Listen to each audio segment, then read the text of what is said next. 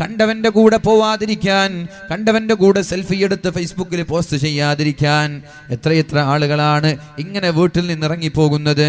കല്യാണം കഴിച്ച ആളുകൾ വരെ എനിക്കറിയാം. ഈ അടുത്ത കാലത്ത് കല്യാണം കഴിച്ചു പ്രണയിച്ച് കല്യാണം കഴിച്ച ഒരു പെണ്ണ്, പ്രണയിച്ച് കല്യാണം കഴിച്ച പെണ്ണ് ഭർത്താവ് ഗൾഫിലാണ്. കണ്ട നാട്ടിലുള്ള അന്യമതസ്ഥനായ ഒരുത്തന്റെ കൂടെ ഇങ്ങനെ കറങ്ങാൻ ഇറങ്ങി നാട്ടുകാർ പിടിക്കുകയുണ്ടായി. ഇപ്പൊ തൊലാഖിന്റെ ഡിവേഴ്സിന്റെ വക്കിലാണുള്ളത്. ഭർത്താവ് പറഞ്ഞു എനിക്ക് അംഗീകരിക്കാൻ പറ്റൂല, ഇതിനു മുമ്പ് ഞാൻ കണ്ടിട്ടുണ്ട്, ഞാൻ അപ്പോൾ ക്ഷമിച്ചു, പക്ഷേ ഇനി എനിക്ക് അംഗീകരിക്കാൻ പറ്റൂല. ഒരുപാട് ഉസ്താദുമാരുടെ അടുത്തേക്ക്, ഒരുപാട് ഖാദിമാരുടെ സമീപത്തേക്ക് ചെന്നിട്ട് കോംപ്രമൈസിനും പരസ്പരം രഞ്ജിപ്പിനുമുള്ള വർത്തമാനങ്ങളും ചർച്ചകളും നടന്നപ്പോ ഞാൻ ചോദിക്കട്ടെ, വീട് വിട്ടിറങ്ങിയ പെണ്ണിനെ എങ്ങനെയാണ് ഒരു ഭർത്താവിനെ സ്വീകരിക്കാൻ പറ്റുക? കണ്ടവന്റെ കൂടെ ഇറങ്ങിപ്പോവാൻ തയ്യാറായ ഒരു പെണ്ണിനെ എങ്ങനെയാണ് ഒരു ഭർത്താവിനെ സ്വീകരിക്കാൻ പറ്റുക? എങ്ങനെയാണ് ഉൾക്കൊള്ളാൻ പറ്റുക? എങ്ങനെയാണ് വിശ്വസിക്കാൻ പറ്റുക? ആർക്കൊക്കെ വേണ്ടി സ്വീകരിക്കാം? തൊലാക്ക് ചെല്ലുന്നില്ല, തൽക്കാലം ഡിവേഴ്സ് ചെയ്യുന്നില്ല എന്നൊക്കെ പറഞ്ഞിട്ട് ഒഴിവാക്കാതെ ജീവിച്ചാൽ ആ ഭർത്താവിന്റെ ജീവിതത്തിൽ സ്വസ്ഥത ലഭിക്കുമോ? ആ ഭർത്താവിന്റെ ജീവിതത്തിൽ സമാധാനം ലഭിക്കുമോ? അതുകൊണ്ട് പെണ്ണേ, നിന്റെ ചെറുപ്പത്തിലെ ചുറുചുറുപ്പും നിന്റെ യൗവനവും നിന്നെ വഞ്ചിച്ചു പോകരുത്. ലാ തഗുറന്നകുമുദ്ദുന്യാ കമാ ഗറത്നി വലാ തലഅബന്ന ബികുമുദ്ദുന്യാ കമാ ലഅബ ബി. ഓരോ ആളുകൾ ലോകത്തോട് വിട പറഞ്ഞു പോകും, ഓരോ ആളുകൾ മരിച്ചു പോകുമ്പോ ആ മയ്യത്തിനെ കാണാൻ വേണ്ടി നമ്മൾ പോവാറുണ്ടല്ലോ. ആണുങ്ങളാണെങ്കിലും പെണ്ണുങ്ങളാണെങ്കിലും മയ്യത്തിനെ കാണാൻ നമ്മൾ പോവാറുണ്ടല്ലോ. അങ്ങനെ മയ്യത്തിനെ കാണാൻ വേണ്ടി നമ്മൾ കടന്നു പോകുമ്പോ ആ മയ്യത്ത് നമ്മളോട് പറയുന്ന ഒരു ഡയലോഗുണ്ട്.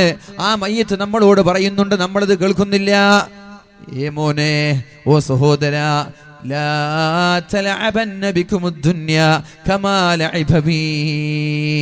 ദുനിയാവ് ഞാൻ ദുനിയാവിൽ കളിച്ചതുപോലെ നീ ഈ ദുനിയാവിൽ കളിച്ചു നടക്കരുത്, ഞാനാകെ പെട്ടുപോയിരിക്കുകയാണെന്ന് ആ മയ്യത്ത് വിളിച്ചു പറയുമെന്ന് പരിശുദ്ധ റസൂലുള്ളാഹ്. വലാ തഗുറന്നകുമുദ്ദുന്യാ കമാ ഗറത് ബി.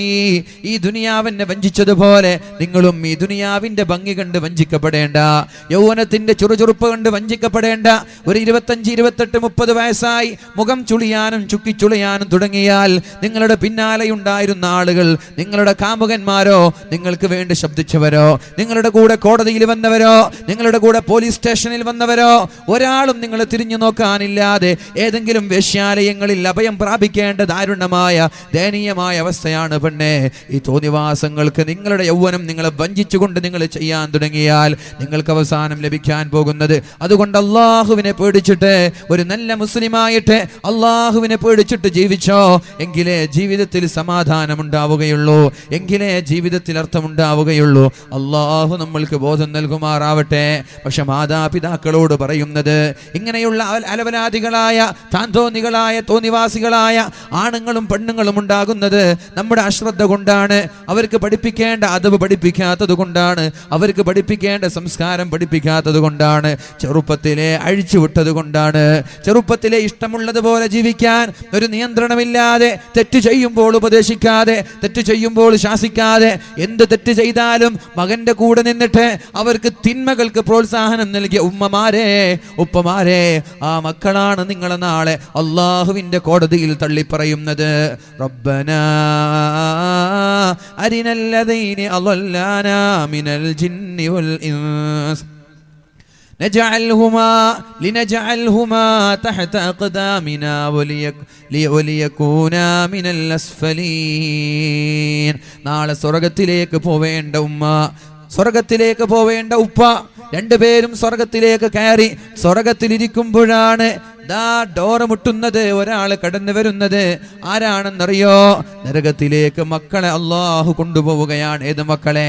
അഴിച്ചുവിട്ട മക്കളെ, നിയന്ത്രണ രേഖയില്ലാതെ, നിയന്ത്രണമില്ലാതെ തോന്നിയതുപോലെ ജീവിക്കാൻ വിട്ട മക്കളെ, രാത്രി 10 മണിയായിട്ടും വീട്ടിലേക്ക് കയറി വരാത്ത മക്കളെ നിങ്ങൾ ശാസിക്കാറില്ലല്ലോ, അവരുടെ മുന്നിൽ വാതിൽ കുട്ടിയടക്കാറില്ലല്ലോ. അതെന്റെ മകനല്ലേ, മകനൊന്നും ചെയ്യൂലല്ലോ, എന്റെ ചെറിയ മോനല്ലേ, എന്റെ വലിയ മകനല്ലേ, അവൻ 2 മണി വരെ ബസ് സ്റ്റാൻഡിൽ വീട്ടിലിരുന്നാൽ എന്താണ് കുഴപ്പം, അവൻ ക്ലബിലിരുന്നാൽ എന്താണ് കുഴപ്പം, കുഴപ്പമില്ല എന്ന് പറഞ്ഞ് ഉപ്പമാര് ദേഷ്യപ്പെട്ടാൽ കിച്ചണിന്റെ വാതിൽ തുറന്നു കൊടുക്കുന്ന ഉമ്മമാരെ, നിങ്ങളൊരു പക്ഷേ നിങ്ങളുടെ തസ്ബീഹ് കാരണം, നിങ്ങളുടെ ഖുർആൻ കാരണം, നിങ്ങളുടെ ഇബാദത്ത് കാരണം നിങ്ങൾ സ്വർഗത്തിലേക്ക് പോകുന്ന ആളാണെങ്കിൽ, ഈ തോന്നിവാസികളായ ഇരുട്ടിന്റെ മറവിൽ കഞ്ചാവിന്റെ അടിമകളായി, പ്രണയത്തിന്റെ, വ്യഭിചാരത്തിന്റെ, അവിഹിത ബന്ധങ്ങളുടെ, പലിശയുടെ, കൊലപാതകങ്ങളുടെ, കൊള്ളയുടെ, കൊള്ളിവെപ്പിന്റെ ആളുകളായി നമ്മുടെ മക്കൾ തോന്നിവാസികളായി മാറി അള്ളാഹു നരകത്തിലേക്ക് കൊണ്ടുപോകുമ്പോ ഈ മക്കൾ അള്ളാഹുവിനോട് പറയുന്നൊരു ഡയലോഗുണ്ട്, അള്ളാഹുവേ അള്ളാഹുവേ ലാ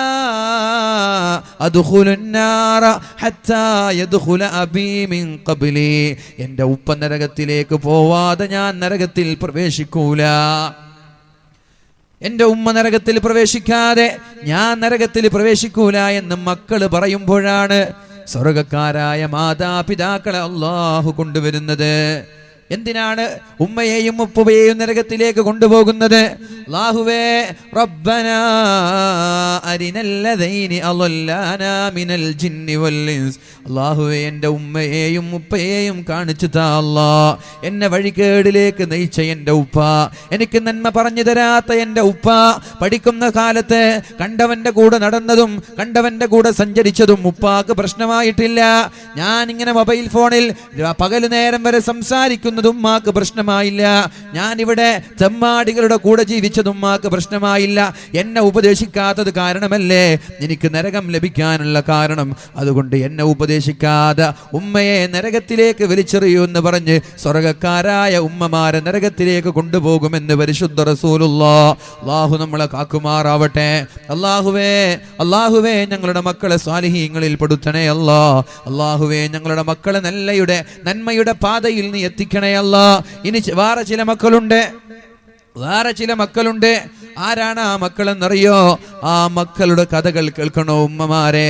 ഇവിടെ അച്ചടക്കത്തോടെ മക്കളെ പഠിപ്പിച്ച ഉമ്മമാർ, ദീനീ വിദ്യാഭ്യാസം നൽകിയവർ, അവരെ സാലിഹീങ്ങളാക്കി വളർത്താൻ അധ്വാനിച്ചവർ, ഇൽമ പഠിപ്പിച്ചവർ, നിസ്കാരം നഷ്ടപ്പെടുമ്പോൾ അവരോടൊന്ന് ദേഷ്യപ്പെട്ടവർ, സുബഹി നിസ്കരിക്കാതെ കിടന്നുറങ്ങുമ്പോ ഒന്ന് വാതിൽ തള്ളി തുറന്ന് അവരുടെ മുഖത്തേക്ക് വെള്ളമൊഴിച്ച് സുബഹി നിസ്കരിക്കാൻ നിർബന്ധിച്ചവർ, സിനിമ കണ്ടതിന്റെ പേരിൽ ഒരു മാസക്കാലം പിണങ്ങി നിന്ന് അവർക്ക് ഭക്ഷണം പോലും നൽകാതെ, ക്യാഷ് പോലും നൽകാതെ പിണങ്ങി നിന്ന ഉമ്മമാർ, വൈകി വന്നപ്പോ രാത്രി 10 മണിയായി വീട്ടിലേക്ക് വരാത്തതിന്റെ പേരിൽ കിച്ചണിലെയും അടുക്കളയുടെയും മുൻഭാഗത്തെയും ഡോറുകൾ കുട്ടിയടച്ച ഉമ്മമാർ, തെറ്റ് ചെയ്തതിന്റെ പേരിൽ, കളവ് പറഞ്ഞതിന്റെ പേരിൽ ശാസിച്ച ഉമ്മമാർ, ഇങ്ങനെയുള്ള ഉമ്മമാർ, ആ ഉമ്മമാർ ഒരു പക്ഷേ അവർക്ക് ഇബാദത്തില്ലാത്തതിന്റെ പേരിൽ നരകത്തിലേക്കാണ് പോകുന്നതെങ്കിൽ, ഈ ഉമ്മമാര് കാരണം നന്നായ മക്കളുണ്ടല്ലോ, അവർ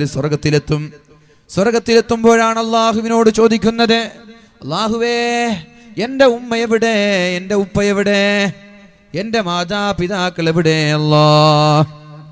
അപ്പോഴാണ് അള്ളാഹു പറയുന്നത്, നിന്റെ മാതാപിതാക്കൾ നരകത്തിലാണ് മോനെ.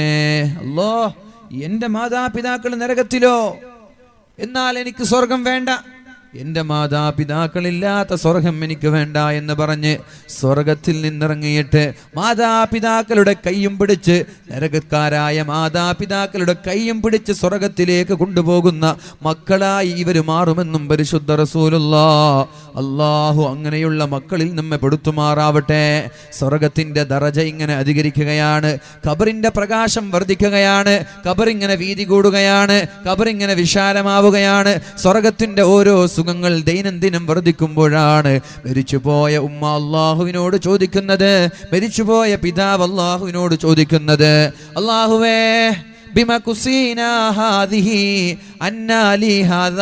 എനിക്കെങ്ങനെയാണ് ഇത്രയും വലിയ മഹത്വം ലഭിച്ചത്, എനിക്കെങ്ങനെയാണ് ഇത്രയും വലിയ സ്ഥാനം ലഭിച്ചത്, എങ്ങനെയാണ് ഈ മനോഹരമായ കുപ്പായം എനിക്ക് ധരിച്ചത്, ഈ കിരീടം എനിക്ക് ലഭിച്ചത്, ഈ മനോഹരമായ സ്ഥാനമാനങ്ങൾ ലഭിച്ചത്? അപ്പോഴാണ് അല്ലാഹു പറയുന്നത്, ഭൂമിയിൽ നിന്റെ സാലിഹീങ്ങളായ മക്കളുണ്ടല്ലോ, ആ മക്കൾ നിനക്ക് വേണ്ടി ഇസ്തിഗ്ഫാർ ചൊല്ലിയിട്ടുണ്ട്. ഓരോ ഇസ്തിഗ്ഫാർ ചെല്ലുമ്പോഴും നിന്റെ ദറജ അധികരിക്കുകയാണ്, ഓരോ പേജ് ഖുർആൻ ഓതുമ്പോഴും നിന്റെ ദറജ അധികരിക്കുകയാണ്. ഓരോ നല്ല കാര്യങ്ങൾ ചെയ്യുമ്പോഴും നിന്റെ ദറജ അധികരിക്കുകയാണ്. ഓരോ സദഖകൾ ചെയ്യുമ്പോഴും നിന്റെ ദറജ അധികരിക്കുകയാണ് എന്ന് പരിശുദ്ധ റസൂലുള്ളാഹി സ്വല്ലല്ലാഹു അലൈഹി വസല്ലം നമ്മോട് പഠിപ്പിക്കുന്നുണ്ട്. അങ്ങനെയുള്ള സാലിഹീങ്ങളായ മക്കളിൽ പെടാനാണ് അള്ളാഹുവിന്റെ ഹബീബ് പറഞ്ഞത്. പ്രസവിച്ചാൽ ഉടനെ നല്ല പേരിട്ട് കൊടുക്കണേ. പേരിട്ട് കൊടുത്താൽ പിന്നെ പ്രായപൂർത്തി എത്തുന്നത് വരെ സംസ്കാരം പഠിപ്പിക്കണേ. 7 വയസ്സ് വരെ മക്കളോട് കളിക്കേണ്ട സമയമാണ്. 1 മുതൽ 7 വരെ മക്കളോടുകൂടെ കളിക്കേണ്ട സമയമാണത്. മാതാപിതാക്കൾ മഹാനായ ഉമർ തങ്ങൾ പറഞ്ഞു, മൻ കാന ലഹു സബിയുൻ ഫല്യതസാബല, ഒരാൾക്കൊരു കുട്ടിയുണ്ടായാൽ, ഒരാൾക്കൊരു കുഞ്ഞുണ്ടായാൽ, ഫല്യതസാബല, ആ ഉമ്മയും ഉപ്പയും മക്കളെ പോലെ കുട്ടിയായി അഭിനയിക്കണമെന്ന് മുഹമ്മദുർ റസൂലുള്ളാഹി. കുട്ടിയെപ്പോലെ അഭിനയിക്കേണ്ടി വരും. അപ്പൊ എന്ത് ചെയ്യേണ്ടി വരും? കുട്ടി കളിക്കുമ്പോൾ കുട്ടിയുടെ കൂടെ കൊഞ്ചിക്കുടഞ്ഞ് കളിക്കണം, അവരുടെ കൂടെ നടക്കണം, അവരുടെ കൂടെ ഇഴയണം, അവരുടെ കൂടെ മത്സരിക്കണം, ഓടണം. ഇതൊക്കെ 7 വയസ്സ് വരെ കളിക്കണം കുട്ടികളുടെ കൂടെ. 7 വയസ്സായാലോ 14 വയസ്സ് വരെ പ്രായപൂർത്തി എത്തുന്നത് വരെ മക്കൾക്ക് സംസ്കാരവും മതവും പഠിപ്പിച്ചു കൊടുക്കേണ്ട സമയമാണ്. 14 കഴിഞ്ഞാൽ പിന്നെ അവരുടെ കൂടെ ചങ്ങാതിമാരായി ആസ് എ ഫ്രണ്ട്, ഒരു ഫ്രണ്ടിനെ പോലെ, ഒരു സുഹൃത്തിനെ പോലെ അവരുടെ കൂടെ രഹസ്യങ്ങളും പരസ്യങ്ങളും പങ്കുവെച്ച് എല്ലാ വിഷയങ്ങളും പങ്കുവെച്ച് ജീവിക്കേണ്ടവരാണ് മക്കളും മാതാപിതാക്കളും. അങ്ങനെ പ്രായപൂർത്തി എത്തിയാലാണ് കല്യാണം കഴിച്ചു കൊടുക്കേണ്ടത്. പ്രായപൂർത്തി എത്തി കല്യാണം കഴിച്ചു കൊടുക്കാതെ ഈ മക്കൾ തിന്മയിലേക്ക് പോകുമ്പോ, കണ്ണുകൊണ്ട് ഹറാമ് കാണുമ്പോ, 22കാരനായ ചെറുപ്പക്കാരൻ ബസ് സ്റ്റാൻഡിൽ ഇരുന്നിട്ട് സ്കൂളിലേക്ക് പോകുന്ന പെണ്ണുങ്ങളെയൊക്കെ സെൻസർ ചെയ്യാൻ തുടങ്ങിയാൽ, 22 വയസ്സായി കല്യാണം കഴിപ്പിക്കാത്തത് കൊണ്ടാണ് ബസ് സ്റ്റാൻഡിൽ ഇരിക്കുന്നത്, ക്ലബിലിരിക്കുന്നത്, അങ്ങാടിയിൽ പോകുന്നത്, ക്യാമ്പസിന്റെയും കലാലയങ്ങളുടെയും തെരുവോരങ്ങളിലേക്ക് പോകുന്നത്, അതിന്റെ സൈഡിലേക്ക് പോകുന്നത്.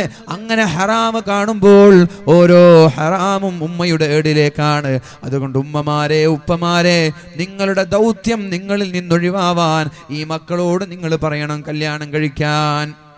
നിങ്ങൾ പറയാ, മോനെ കല്യാണം കഴിക്കണം, വയസ്സായിട്ടുണ്ട്.